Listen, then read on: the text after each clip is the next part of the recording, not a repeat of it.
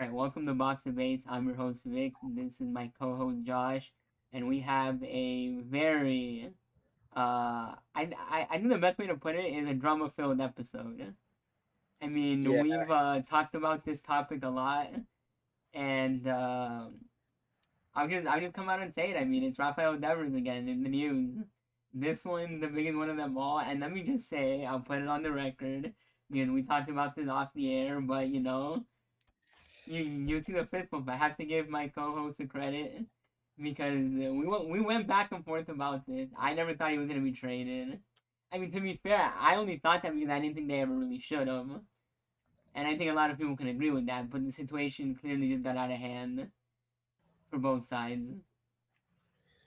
I think that at the end of the day, as I was saying when we spoke about it previously, I just think that sports now have taken such a um, player-driven approach as opposed to before, and I think that what ends up happening is that now more than ever it's become player first, Yeah, and at the end of the day, if the player's not happy, I mean, you see it in football, basketball, any sport. If the player's not happy, they're gonna end up going, whether that's the decision of the player, whether that's the decision of the team.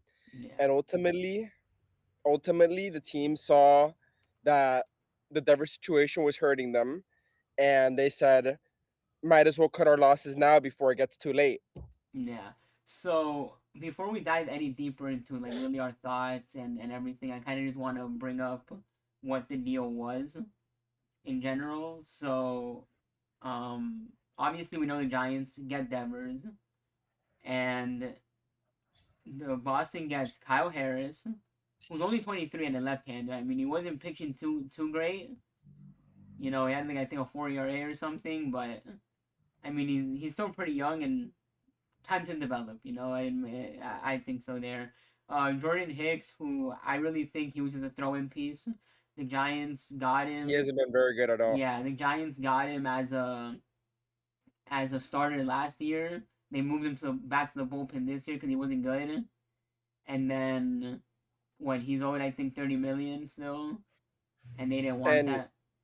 30 mil, and he's got a nasty RA. I think it's Yeah, like I a mean, 5 or 6. I think for a reliever of his type, 30 mil is a lot. And if you're not getting him as a starter, then it's kind of like why even do it? I don't know necessarily why Boston took him on per se. I mean, I guess an extra name in the deal, honestly.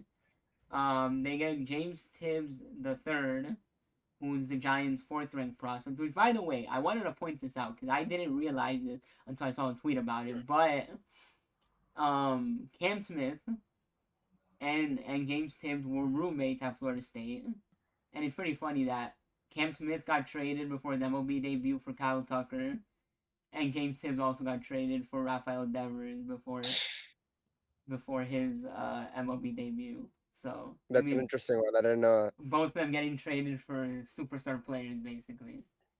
And then Jose Bayo, who I have been trying to figure out if he's related to Brian Bayo on the Red Sox. No idea. They're both Dominican though. But I don't know. He's still too like far down in the minors for me to really make any opinion about him, even though he has a nice ERA. And then obviously the Giants got Devers, like I mentioned earlier, and also a big thing is that the Giants are taking on the contract. They didn't leave any of it to the Red Sox. Yeah, I assumed that was the main thing that they were looking for. They were probably looking for someone who was gonna take it on, so they wouldn't have to pay him for a million years. And they were like, "We'll trade him to you as long as you take on his contract." And I think that was the main point. I don't think that they really cared about the return they got. Um, let's be honest, the package isn't anything spectacular. Yeah, I Um, mean, honestly, this package really becomes big if Kyle Harris and James Tibbs actually become like good MLB players. But at the same time, I just find it odd that they took an outfield prospect when that's been their biggest problem, like this year. Meaning, like they have too many outfielders and they don't know where to play them. I think that this whole thing was more about trading Devers than getting anything in return. And I think that was the main issue. It was more about, hey, let's trade Devers, and if we get something good in return, okay. If we don't, at least someone took his contract. And Yeah. I think that was more the route that they were going for. Yeah, because also if you saw, like, they didn't even shop him around apparently. I don't know how they landed on the Giants. Credit Buster Posey there, by the way. Let me just say that. I mean, I think this, if I'm not mistaken, it's his first year as GM. Including the offseason, obviously, but he was already on the team's like front office department. So I think it's just, I mean, credit to him. He signed Willie Adames, who, yeah, Willie Adames hasn't hit yet for them. Like, he's been struggling this year. But if you look at, what he's done, he was part of the group. He wasn't the GM yet, but he was part of the group that gave Matt Chapman the extension. Right, So, I mean, you can kind of credit him there. I'm sure he was probably a very big talking voice, especially being a former player. And not only a right. former player, but a big time former leader. And then, um, and then he goes and makes a move for freaking what's it called, for Devers, which, I mean, giant. I mean, we were literally talking about this like an hour before we started recording, but Giants haven't had a 30 homer hitter, and Devers can be that for them. I mean, since Barry Well, Bonds, yeah, and I don't think he can be that. I think he will be that, and I think that it might be more than 30 homers if we're being honest. and Um, I mean, I don't know if you saw his first hit, like his very first hit that he got as a Giant, when he went for a yeah, and the double, triple. but Well, yeah, I mean, triple, double, however you want to score it on there. yeah, yeah. But the thing is that I I literally retweeted that video, and or like quote tweeted it on my Twitter, and said that he's gonna do that. Like, yes, you get him because he can hit a lot of homers, but they have big gaps in Oracle Park. I mean, he's gonna get a ton of doubles. He might even A find ton. himself getting.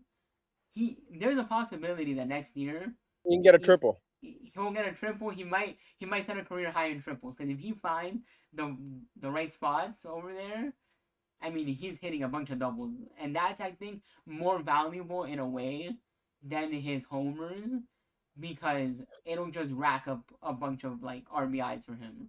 Because there's always gonna be guys on base for him. I feel, especially if they continue to build this lineup properly for years to come. 100%. And I think, like we were talking about now, in Boston, he had the longer side to his side there where he was hitting, Yeah, but now he has a shorter side with the splash with the McCovey Cove in the background. I think that I think that he's gonna absolutely smash the ball. And like you said, those gaps in Oracle are gonna be out of control, dude. I think he's gonna be really damn good for them. yeah, it's gonna be fun, and I mean, if what the Giants are doing right now is any proof of anything, I mean, it kind of sounds a little odd to say in a way. At least for me, it does. But I think he'll find himself in the playoffs a little more than he was currently with Boston. Yeah, 100%. And San Francisco's not saying that Boston is not, because they are, but San Francisco is another winning organization. If it was any organization that he could have gone to, San Francisco is the best one in terms of you know a winning culture. Yeah. So I mean, kind of stepping aside from his on the field play, but it just, trying to get back to like the situation at hand. I mean, what I guess I'll take this question to myself first and then turn it over to you. But it's like, Yeah, what has stood out to you about this whole trade? Because to me, what kind of stood out, not necessarily stood out because I'm surprised it happened this way, but more so just like, oh, it's like gonna be a big talking point, is now the fact that he heads over there and he's like, I'm I'll play wherever they tell me to play. Like, that's kind of, to me, like the biggest thing about this deal so far, because they're probably gonna need a first baseman at some point. The Giants, they don't really have anyone. I think lately they picked up Dominic Smith, and he's playing there, which is not necessarily the greatest option. Devers probably, I mean, where Devin's career was headed, it was probably gonna be a DH either way. Like by the time he gets into his 30s, he was probably gonna be a DH no matter what. Like that was just the type of player he is. And then, but I mean, being able to play first base at least gives the Giants some sort of versatility there in terms of, if we want to get a first baseman, then we get one. But if we want to get somebody that can DH and also take time at first base, then you guys rotate, and one day you play DH, he plays first, and the next day, how are we feeling that day. So I don't know. I mean, I'll You turn it over to you on what's kind of like been the most the thing that stood out the most about this trade. Well, I'm gonna disagree with you. I don't think that's the part that stood out the most, and I'll tell you why. Because as I was mentioning earlier, I figured the whole time it was just a respecting. He wanted them to respect him, and he didn't feel that. So what ended up happening? He goes, he gets traded finally. They tell him, "Hey, we're gonna put you wherever," and he goes, "Okay, that's fine," because it's a new org. They told him up front what was gonna happen, and that's how it was gonna be, and he was okay with it. But this little push and pull that was going on with the Red Sox, he didn't like it. And again, bro, Devers is a superstar. He didn't care for all that. He felt disrespected by the new GM, and that's what ultimately led to the trade. Now, I think what is most surprising to me about the trade is that they didn't shop him around. I think that's the most surprising thing because at the end of the day, when you're trading a player of his caliber, you want to see what's the best package for you. Yeah. But I'm guessing, I guess that tells us how bad they want to get rid of him because they said, okay, here it's going to be the Giants and that's it. Yeah, I mean, also I think that I mean I do agree with they probably wanted to get rid of him quick, so they didn't want the process to be like dragged out, and they didn't want to put his name in the in the open market, and then have teams Right, calling and add more to the situation. Give the media right. more to talk about. But I also think that because I guess the first team they landed on immediately said we'll take all his contract, they were like have him. Yeah, exactly. I think it was more about swallowing the contract than anything else. And the Giants did that. And they were like, okay, well, it's not going to get better than this. And we don't have to pay him anymore. So they just shipped him off. I mean, you can call. I mean, what I find funny is that that has to do, that relates back to this whole getting rid of his contract is that John Henry, the owner of the Red Sox, is also the owner of Liverpool. And I saw a thread under one of these posts when they were like somebody tweeted, one of these baseball accounts tweeted about how the Giants were taking on all his contract money, whatever. And then and then somebody replied in the comments, I guess Liverpool needed a midfielder. And then the next reply under that in that thread was, yeah, they just signed, I don't remember the guy's name, but apparently they had just signed a midfielder for like almost the same amount as Devers' contract. Obviously not in US, but Yeah, in Euro. Yeah. yeah, but it was just funny to me because like every time something happens like this with the Red Sox, people blame Liverpool because they think the owner's spending money on Liverpool and not the Red Sox. Well, Liverpool wins trophies. So it would make sense. It would make sense. Yeah, I mean, I'm gonna be honest, as a Marlins fan, I would be livid if my owner was the owner of another team and I see him winning championships over there and not here. Quite frankly, man, Liverpool wins trophies and they probably generate way more than the Red Sox. Let's be honest. Yeah, so I mean, I don't know. I just wanted to bring that up because it was funny to me, like how people were clowning John Henry for Liverpool. But yeah, I mean, I think it's mainly that, and I mean, it's I mean, like we've been talking, like it's gonna be big for the Giants, obviously. Yeah. Taking that bat on, but also the fact that the, the Red Sox get rid of the Devers contract. Now, I do want to bring this up and ask because they get rid of the money, right? So he's off the books. That's extra money in their pocket. What should be, and I'll let you take this one first. What should be their next move? Because now they Well, have extra money. they just freed up $300 million. So um obviously they're having that situation at first base. And Maybe they go get a and let me say this before you yeah. continue. You said 300, which is obviously correct, But just to give it a little more perspective, I think it was like 30 mil a year. No, right, right. So like it's But 300 long term, obviously, but like I'm just saying, like in the short 30 term, mil a year, right? yeah, Um, I think that this would be a good time to probably get a first baseman. Let's be honest. It would probably be a good time to get a first baseman, and I know that whoever was playing first base before, I forgot his yeah, name. Casas, Tristan Casas, Casas, blew up his knee, unfortunately. Um, but maybe you go get another option. Maybe you go get um I wouldn't say third base because Bregman's playing third base. So maybe you go get another option. I know you said that they need more pitching. Maybe they can go get more pitching. Um, Improve those areas of the team that they feel like could be better. And obviously now they're SOL because they don't have Devers anymore. So they also need a power bat. yeah. So I mean, so they can go any way with it. yeah, I'm just curious how quickly, because this has also been their MO. I'm just curious how quicker and easier it becomes for them to now extend Roman Anthony, the number one prospect in Right. baseball. I understand he hasn't been playing amazing, since he's been called up. Nothing, nothing that jumps, off the pages. But I mean, I don't doubt he's gonna become like a good big league player, because I mean he has all the skills there. He just, Nah, and he's still young. He's got yeah. a lot of time. So I mean, maybe they use some of that freed up money to go extend him. I don't know how soon, but sooner rather than later. And I mean, there's I don't know if they have. I'm trying to think. I don't know if they have like the necessary, or if they want to make the necessary moves. Is more the thing at the Right. deadline to get better, because I mean it's a very odd situation. Like the thing that I think shocked a lot of people was the timing of which Devers got traded, because they had just swept the Yankees. They Yeah, they're had playing well. they're playing well. They finally got over 500, I believe, at the time.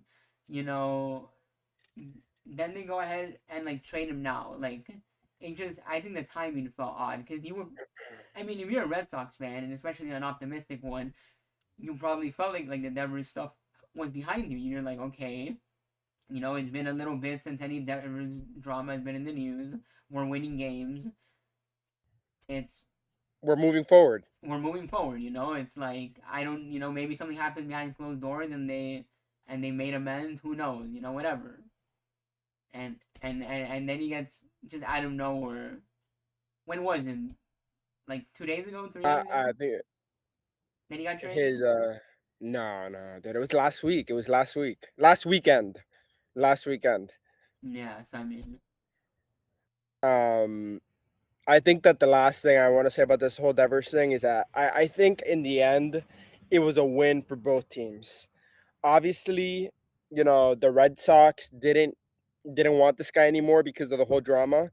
And at the end of the day, they won. Because guess what? They didn't want him and they don't have his contract anymore. yeah, So they offloaded all that money. They don't have to deal with that anymore. And the Giants obviously won because now they have Devers.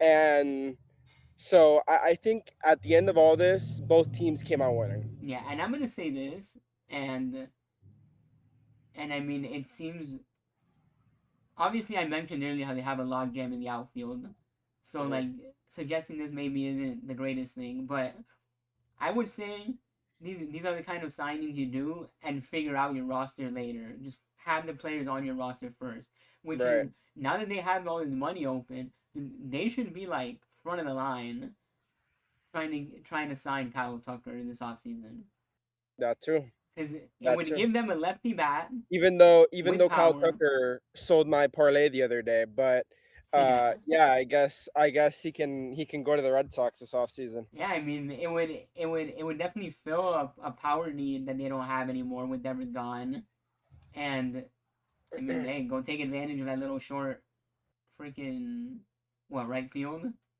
Right field, yeah. Well, no, left field with the monster. Yeah, the monster, and maybe he'll hit a couple to pesky pull too. Yeah, Yeah, man. because I mean That I little don't know. pesky pull.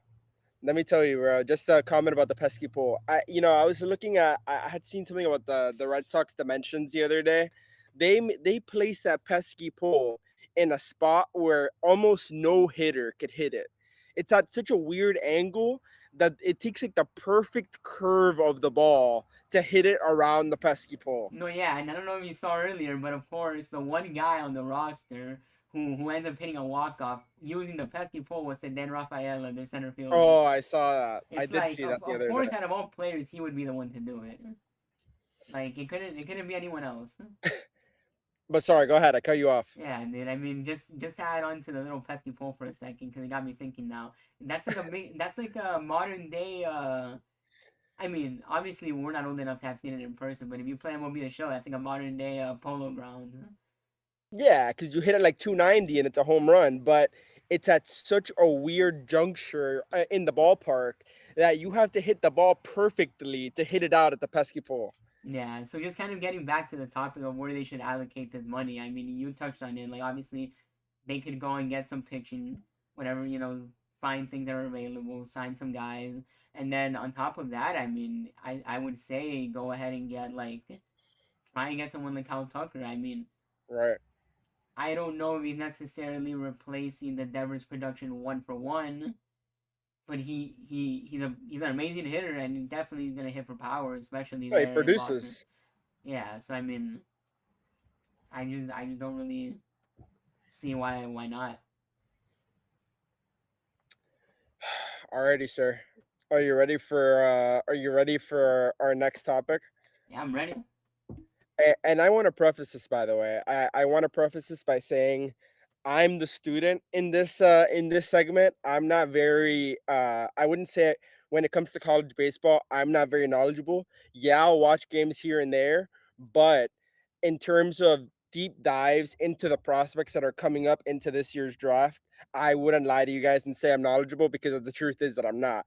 So, And in this segment, and before you Brad, start, I do want to say, this won't be our only draft related segment because we will have like I do plan on bringing on some guests later on as we get closer to the draft of a few different people. But I mean, I don't know if it's necessarily a product of me being a Marlins fan. I mean, I tend to blame a lot of, I tend to blame. Funny enough, I tend to blame a lot of the things I like, which are like the MLB draft, the World Baseball Classic, looking outside of like just the big leagues on the Marlins not ever being great. But I've honestly taken a liking, especially this year, to really following like a lot of this draft stuff. So I mean, just wanted to put that out there and just let people know that. But 100%. So in this case, I will be asking the questions. I'm gonna be the student here sitting back. Um, I'm not gonna have a lot of input on my end just because, like I said, I'm not the most knowledgeable. So I'll be asking him the questions in this case. Um, I know this isn't really a Marlins episode, but I see you wrote a few names down here, and as well as both pitchers and hitters. But I want to kick it off by saying, what direction would you like to see the Marlins going in this year's draft? so I've honestly, and I'll say this like very truthfully, I'm a very big flip flopper. Like day to day, you talked to me yesterday, and whether it's because later on in the day I forgot that we had that conversation or I forget some of the details. So the next morning you can ask me and I'll give you a completely different answer. And you'll be like, but what about yesterday? And I'm like, well, yesterday was yesterday, today is today. And take what I said yesterday, I guess, with a grain of salt and kind of like with the idea that tomorrow I'm going to tell you something different. Because at the beginning, I I was really looking, and this was like during the regular season of college baseball. I was like, who do the Marlins take at 7? What do I want? Not what their plan is, not what they're gonna do, but what do I want as a fan? And really, there was one name. I don't know if you've heard of this, a guy from forgetting where he plays right now, and which is probably really bad. But Jay Laviolette, who's an outfielder. Mhm. But the more I got into him and the more I started studying him, I just didn't like his profile at all. I was on him for a bit, and you can even find some tweets on my account like saying this is what they need to get. But really, he didn't have that impressive of a season. Like that Mhm. was my original starting point. Like Jay Laviolette has to go to the Marlins. Then I started getting JJ Bleday PTSD, and then I started getting like just strikeout PTSD because this guy strikes out way too much. Mhm. And so as I've been watching a lot more college baseball recently, especially since the start of regionals, and especially since like the a lot of these like conference tournaments have been happening, I don't think the Marlins and not just that, and also studying and reading like all these articles and reading all these mock drafts and reading all the people who are actually have insight. I don't think the Marlins are gonna take a college player at 7, at pick number 7. I really don't think Mhm. so, unless the only way I really see it is two ways. If somehow, because the MLB draft has slot money, and that's kind of like your bonus money that you sign for. So sometimes high school players it's really tough to sign them because they might be very committed to the college, and in order to sign them away, you have to give them like over slot, and and pay them more than you want in order to attract them to sign with you instead of going to college. So I mean, a few names I would throw out that are probably likely to happen are either Eli Wilkes, if I'm getting his name right. He's a he's a high school shortstop who's been pretty impressive to people. He's probably one of the top.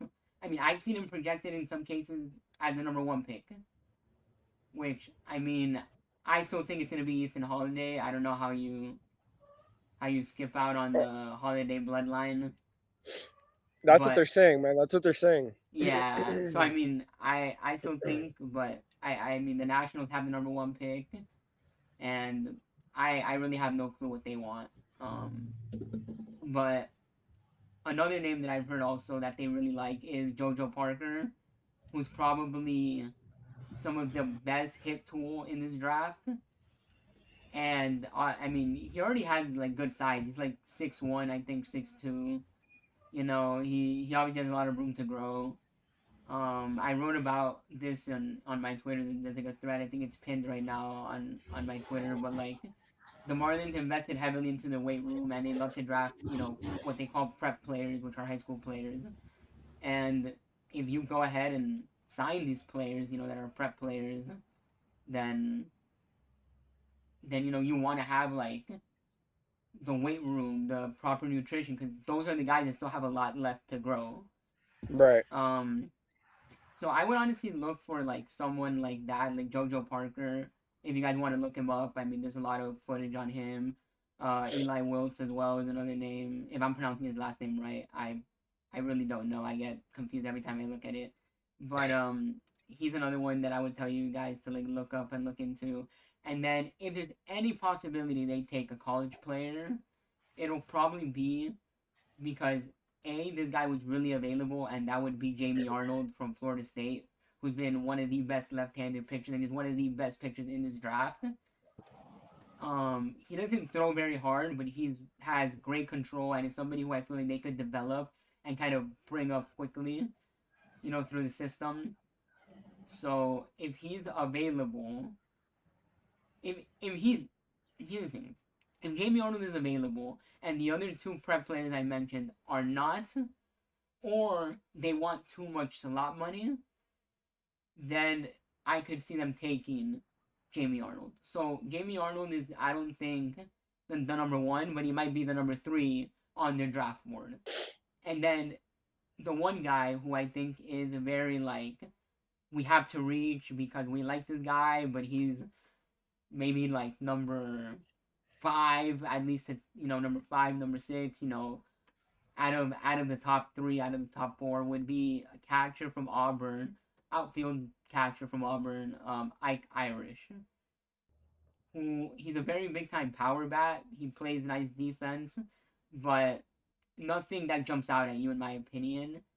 If they don't develop the hit to one, if they don't fix his swing and miss issues, then I really see no point in trying to draft him if they don't feel they can do that with someone like Ike Irish. But also, I don't think he will be selected because I really think they want some of the prep players because this draft is very deep into the prep players like the high school players.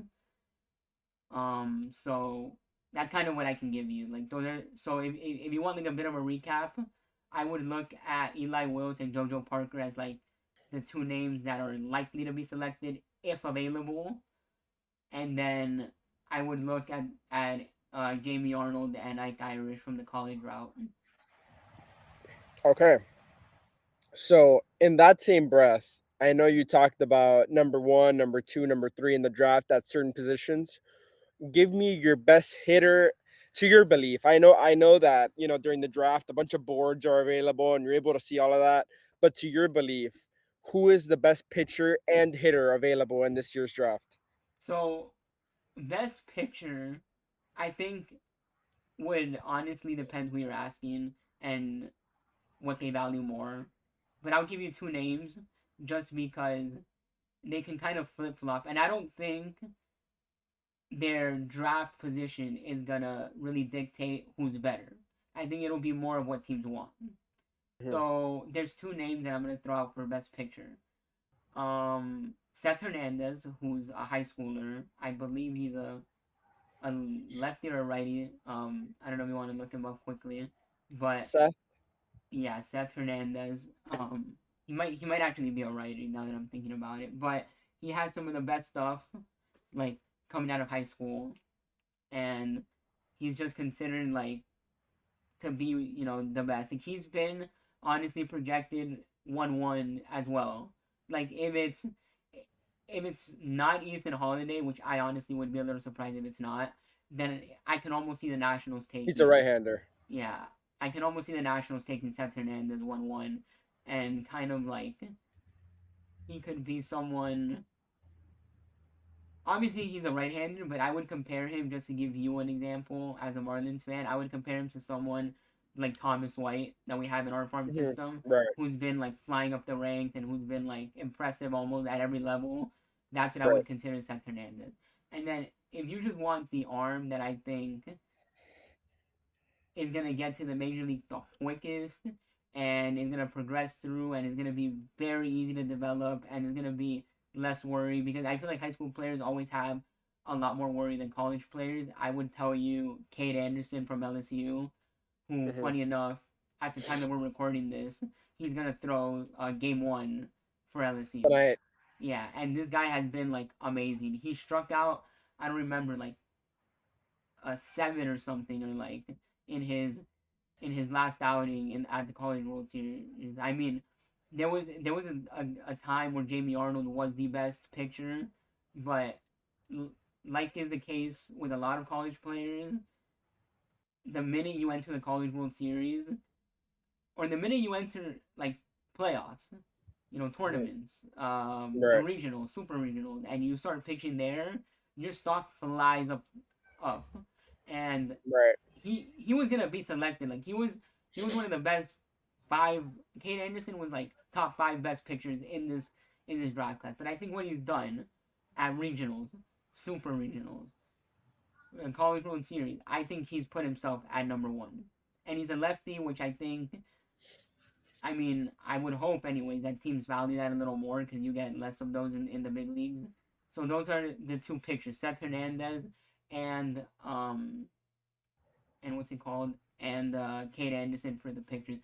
As for hitters, I really have a tough time really pulling out like who are some good hitters. I mean, I would kind of maybe go back to someone like Eli Wills in the high school route or JoJo Mhm. Parker because they just have some of like the best overall hit tool. You would like to see a little more power, especially from JoJo Parker. Yeah. Um, he has a funny enough, he has a twin brother and the twin brother hits for more power. So I kind of jokingly say that the brother took all the power, I guess. But I would either say maybe some of those two, and then see if this was next year, because I'm looking on my phone. That's why you see me looking down right now. If this was next year, there's a kid from LSU, from not LSU, from UCLA named Ross Chalowski, who I would tell you is probably just the best player overall. Drafted 1-1. You know, whoever gets him is getting like one of the best shortstops for many years to come. But it's not 2026, and he is not available to be drafted in this year because he is not eligible based on the rules. But honestly, I have a very hard time picking who are some of the best hitters out of college. But I would honestly say like someone like Caden Bodie, who's a catcher from Coastal Carolina. I mean, I've been singing his praises. I've made a few videos like short form content about him. I've tweeted about him a lot. He has some of the best pure hit tools. You would like to see more power as he progresses, but also I would say if if the power is gonna come at a cost of his hitting, don't risk it for any team that drafts him. He Right. already has some of the best hit tools, and he, I mean, he hits, I think, enough for like extra base power, just not Hmm. enough homer power. And on top of that, I mean, I know you were asking specifically like about their hitting and not necessarily their Right. defense, but if whoever drafts Caden Bodie, I feel like you could almost send him to the big leagues based on his defense alone, and he could command any pitching staff immediately. Like he's that good. There's a graphic um that I think everyone listening should look up about him. But it shows how many pitches he's stolen for strikes. I mean, this guy is absolutely insane. Like if you're a hitter and you see him behind the dish, especially at the college World Series final, because Coastal made it. I mean, if I'm a hitter, I would almost walk up to the plate and nudge him and make a joke like, "Hey man, don't strike me out," because it's not gonna be the pitcher who strikes you out. It's gonna be the catcher for stealing all the strikes. Right. And I and I think I'm a little crazy for saying this even myself, but I would almost compare him to a Buster Posey and the Yadier Molina in terms of defense. In terms only in terms of his defense, because I feel like it's that polished at this point that he can learn any pitching staff and command them and be like a field general I and a was waiting for captain. the crazy. I was waiting for the crazy take this episode, and that was the one right there. Now, I mean, I believe in his hitting as well, but I don't think. I mean, if you ask me, I think he could be like similar to a Yadier Molina. He might not be as good as in the department of holding runners on, but like in terms of pitch calling and all that, I mean, if you develop his ability to throw, uh, and he already has the ability to call a game, he already has the ability to steal strikes, and the hitting is polished, I would probably pull out Cade Anderson, not Cade Anderson, Caden Bodie as one of the best hitters, and then another guy who really has stood out to me like big time, and I made a video about him, and in that video I said he's a first round talent who's not gonna get drafted in the first round. Is Gavin Truly out of Oregon State? This guy just, I mean, toolsy player. That's the best way I can put it. Like he has everything. He can hit the ball well.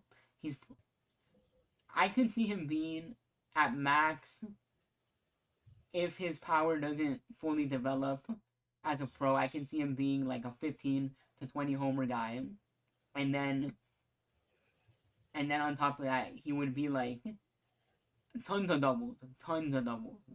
Like he would be a big time doubles guy. He has amazing speed. He's never stolen like double digit bags at at the college level, which I'm gonna be honest, I don't know why. I think it's teams holding him back for whatever reason. But if you develop his speed, I can easily see him stealing 20 to 25 bags a year, which I think is honestly not that bad. And I mean, the speed is already a big factor of his defense because he has a big cannon of an arm on defense, and he can track down any ball. I mean, I feel like he can play almost anywhere. He might end up more corner outfield depending who drafts him if they already have like a center fielder they like in their system, or at the major league level. But I mean, you're getting a, in my opinion, a fantastic player whoever drafts him, and he probably is going to be available in the second round. And I say that because I've recently learned, which I did not know this previously when I was singing his praises, but apparently the Marlins really have scouted him a lot, and um, Frankie Pilares, who's the Marlins head of draft, he's he was with the Mariners previously before coming over, and apparently he also scouted him a lot when he was with the Mariners. So I mean, if he's available in the second round, I I'm gonna say it plainly. I think the Marlins are idiots if they don't draft him if he's available in the second round.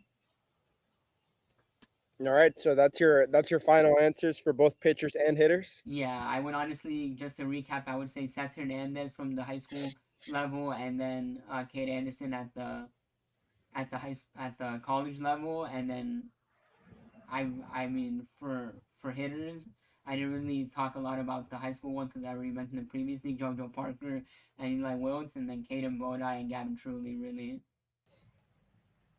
Okay. And here, I know that this is easy to get at hand, this question, but who is on your, just as you mentioned, the regionals and the super regionals and the College World Series, it may bring an eye to players who weren't on the radar before.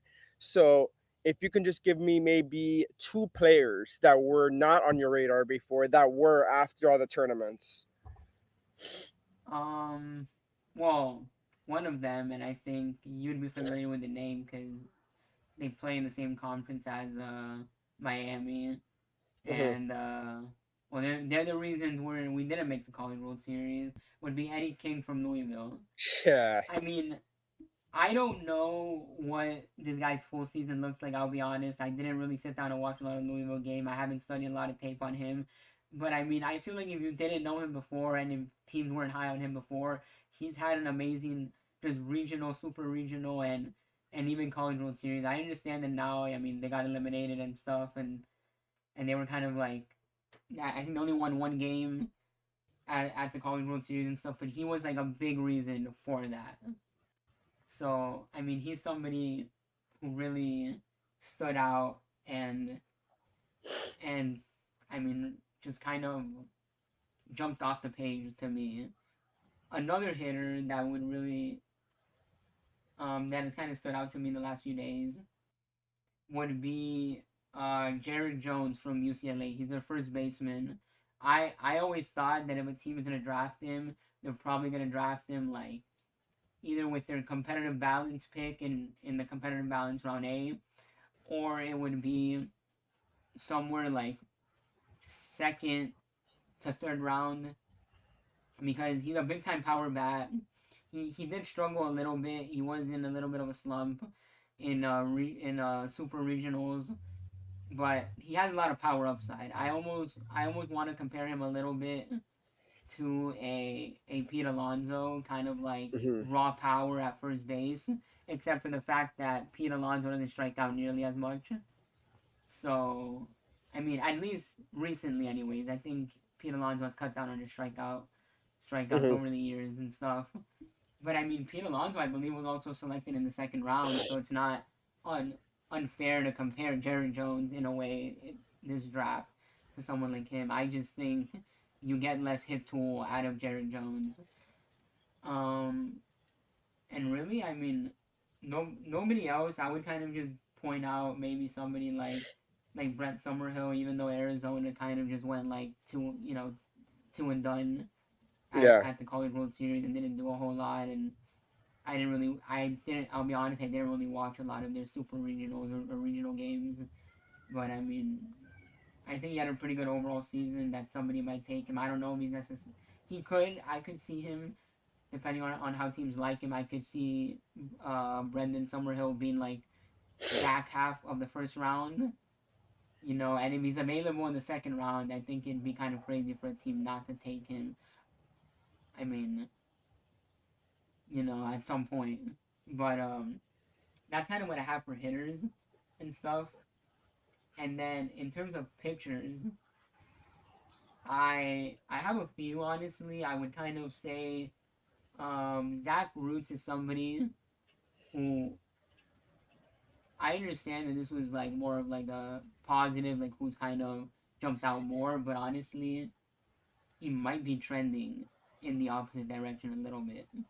You know, like where he kind of had that one outing where he blew up, and Arkansas took him out early, and then he kind of had to be saved by uh by his bullpen a little bit. So I mean, I don't know how much teams put stock into that. And then I think he also had like a little bit of a rough outing in one of his. I forget if it was a regional or super regional game, but I mean, this is a guy who struck out like double digit batters like multiple times this season.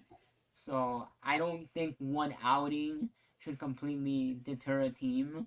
It's just one out of many, and you have not only just one outing, but you have a bunch of data. You know, like you can look at data, you can look at it, the way he commands pitches, the way he I don't know, his pitch shapes, all these different data. You know, so I don't think one outing should really ruin him. Um, and then there's two guys that I think just, especially with their College World Series performance, are like top 20 picks. At least one of them, I think, jumps up to top 20. One of them would be Gage Wood, who threw the freaking no hitter. I mean, 9 innings, 19 strikeouts. And it was Yeah. electric. He was up to like, I don't know, 110 pitches, like insane. Um, Freaking rubber arm out there. And not only that, but I mean, if you heard his post game interview, the the sideline reporter asked him, you know, when he was feeling or whatever, like, and his immediate answer was, "I shouldn't have hit that guy because the only reason he doesn't have a perfect game is because he hit two batters." And that was Yeah. literally his first response. Nothing else came before that. And it's like, you know, I understand that development and the skill set is important, but just to hear a response like that out of somebody like him after throwing a no hitter is like, those are intangibles that you don't teach. You know, these are guys that are passionate about the game, that care about what they do, that want to go out there and be perfect every time. Obviously, you're not gonna tell him, "Hey, man, I want you to go out there and be perfect." You know, every time he throws, you're not gonna put that in his head. But the fact that he wants that for himself is a big thing, and I think he easily put himself like as a top 20 pick after that outing. Yeah, Um, it's a good tool to have. It's definitely. I just wanted to say something about this whole college thing. I know I haven't said much, but yeah, I think that the want to win and the want to perform for your team is one of the intangibles that any player going on a high round should have. That will to win and that will to do good for your teammates should be, should be above anything else, in my opinion. definitely, yeah.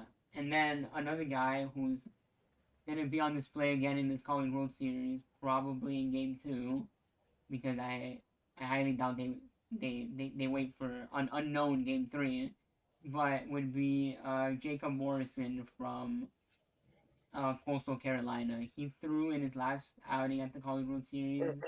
He threw 7.2 innings with 7 strikeouts. I mean, this guy has been. I mean, this is the thing. Coastal made it to the College World Series, and a lot of times when these teams make it to the College World Series, they're littered with draft picks, whether it's this year or whether it's future first rounders because they're not draft eligible yet. But honestly, Coastal's not really a team that has a lot of draft picks.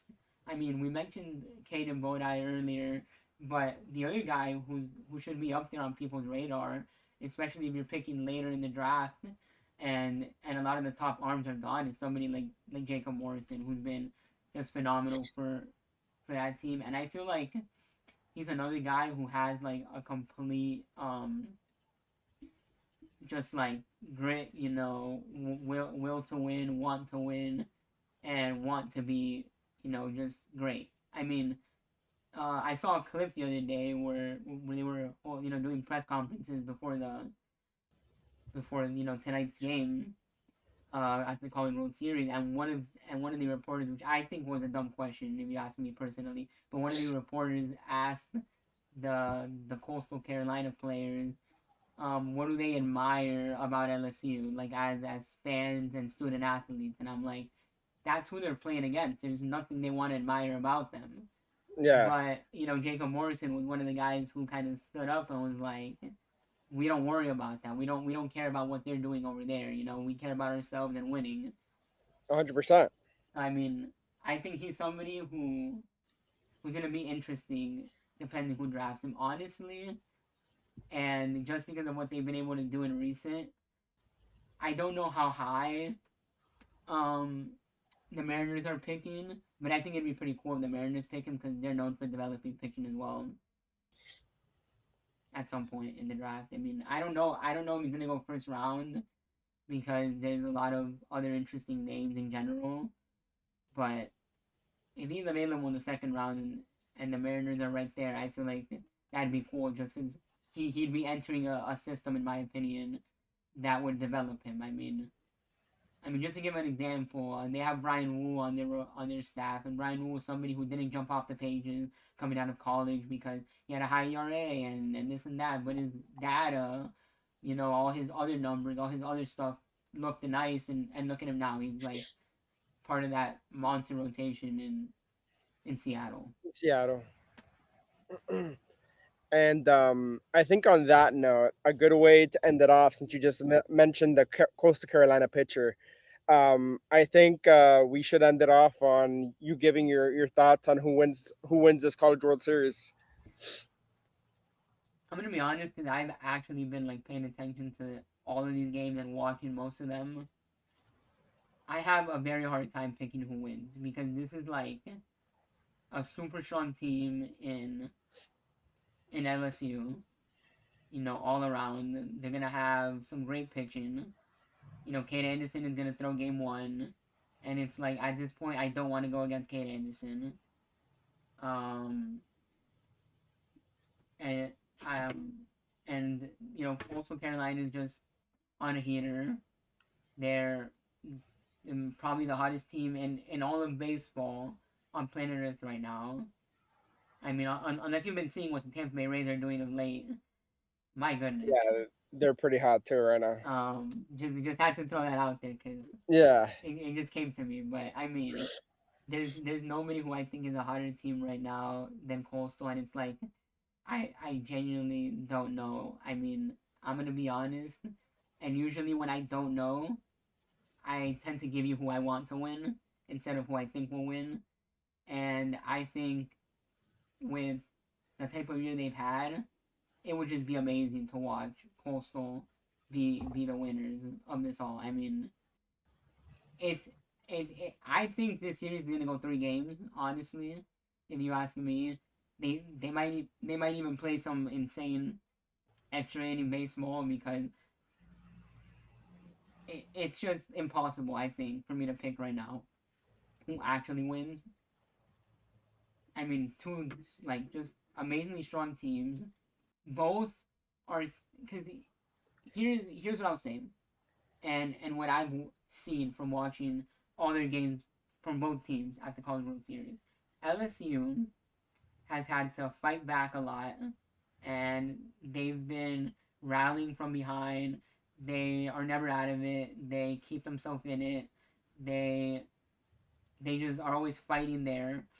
And Coastal has kind of like been in the driver's seat where they're one of the hottest teams and they are annoying to to face offensively because I believe, if I'm not mistaken, they set the record for most batters hit by pitches in NCAA history.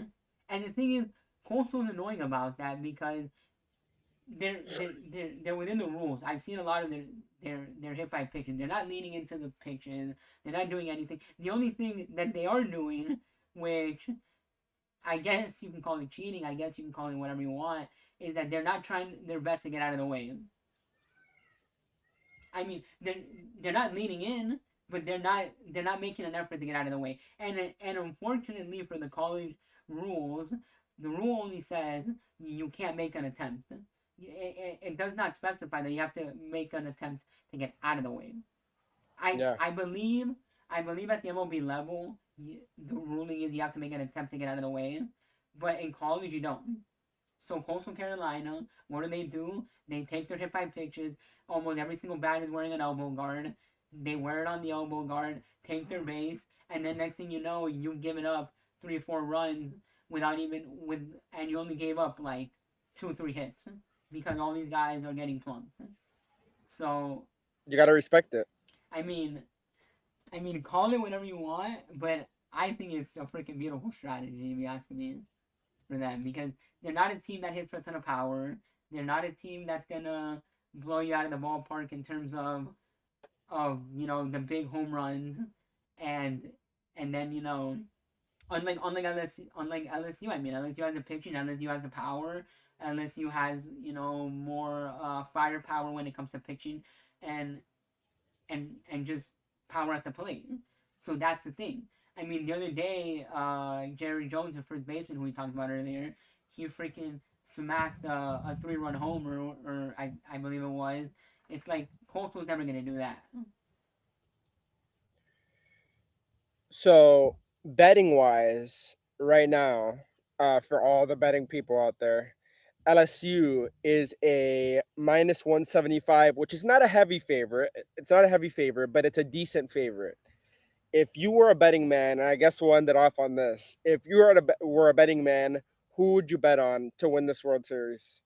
I've got to be honest, and funny enough, this comes a lot easier to me. Like, if I'm just throwing knowledge out there and I'm like, who do I want to win? I'll go back and forth all day and I have no clue. But if you're putting money on it, and again, you're putting money on it, so you have to be, you know, cautious in the word I'll use. I'm gonna be honest. I would honestly take LSU. You'd take LSU, and then on top of that, to wrap up your prediction, you would take LSU in how many games? I would probably take him in 3. In three.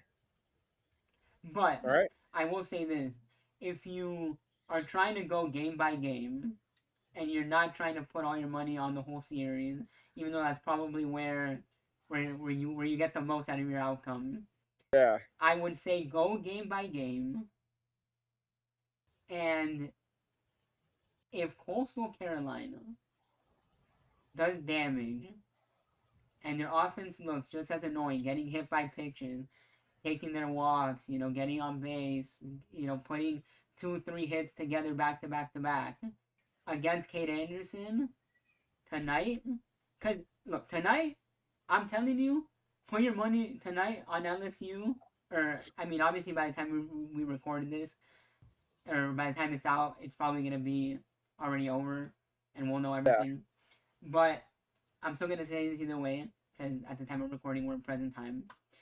I would say this. Um, I would say this. Put your money on Kate Anderson tonight, right? I I cannot in good faith bet against that man. If he blows up, if he has a terrible outing, if Coastal gets to him, credit Coastal. But I cannot in good faith bet against him. And then and then you you go from there because honestly, I think it's gonna go 3 games and it's gonna be back and forth for all 3.